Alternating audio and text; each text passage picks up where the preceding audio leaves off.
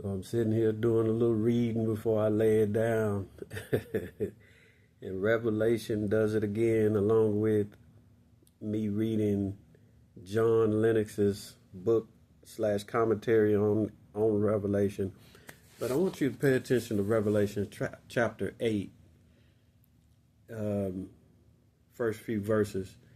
It says, when the Lamb opened the seventh seal, there was silence in heaven for about half an hour. Then I saw the seven angels who stand before God, and seven trumpets were given to them. And another angel came and stood at the altar with the golden censer, and he was given much incense to offer with the prayers of all the saints on the golden altar before the throne. And the smoke of the incense with the prayers of the saints rose before God from the hand of the angel. Then the angel took the censer and filled it with fire from the altar and threw it on the earth. And there were peals of thunder, rumblings, flashes of lightning, and an earthquake. But I want you to just listen to what John Lennox says as he's trying to paint a picture of what could be happening here with John observing this in the vision that he's given. He says, yet the trumpets did not break the silence. To John's amazement, I suspect the sound that broke the silence was the sound of prayers that, even though they may have been weak and feeble, were crystal clear in the utter silence. Man, and I'm going to just, I don't want to make this too long, but I was just sitting here thinking about times of me pouring into other people, trying to help them grow in their walk and introducing people into spiritual disciplines, just different things like that. And I realized over the years how much people in the world today covet sound. We crave it, and we're so fearful of silence. It's amazing. And one of the disciplines you begin to introduce people to is, solitude. And something that could usually is practiced along with it is silence, right? You enter into some time by yourself and just getting quiet. I think for the most part, we're scared of our thoughts. I think we're fearful on what our soul may be telling us. There are things that our soul craves, and we can't hear it from all of the noise. There are things that rise up that God may be trying to show us that we need to get away from, that we need to put to the side and do away with, in Him wanting to help us with those things. But I think sometimes, and not everybody, but I think sometimes we intentionally surround ourselves with noise,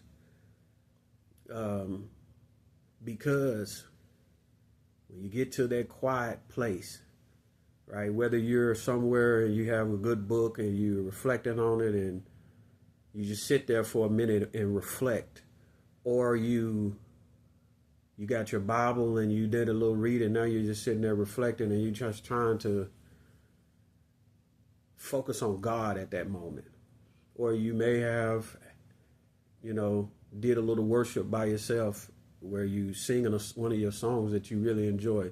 You don't even have to have music. You might just have the lyrics and really are reflecting on those lyrics and just allowing yourself to sit in that, in silence and solitude, away from people, away from your phone, and technology, and just getting away from stuff and being by yourself and allowing God to connect the dots, give us fresh insights, to give us what we need on this journey called life, to help us to overcome some of the things that have been strongholds for a long time.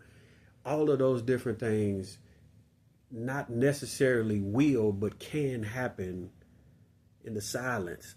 But I just like the illustration there where he's saying it's not, that you had the angels that had the trumpets. That's not what broke the silence. He's painting this picture of these prayers that are there on the altar. They may be weak, and he says feeble, but in the silence they're crystal clear. You can make out everything. Just imagine in the midst of that vision and everything goes quiet. It says for an hour and a half. Just imagine everything is quiet but the prayers on the altar that you wouldn't necessarily normally be able to articulate what they're saying and grasp the understanding and the supplication and the pleas that are going up to God. You wouldn't necessarily hear those, but because of the silence, they speak volumes. They speak loud. They speak clear. Maybe some of us need to get away from the noise every once in a while so that God can speak loud and clear to us and say, you've been running from me for far too long, and maybe it's time for you to stop running. Or maybe God is saying you searched everywhere, and I've already been trying to show you that Jesus is the way. When are you going to surrender to him? Because surrendering to him is surrendering to me. Or maybe God is trying to tell you to turn back to him because you've been so self-indulged that everything is about you. And you always wanted to do this, you always wanted to do that, and you put him on the back burner so you can go do all of these other things. Maybe you didn't believe in God. I don't know. But God has a funny way of showing up when the opportunity presents itself. And one way that happens is in the silence. I just pray that we stop being scared.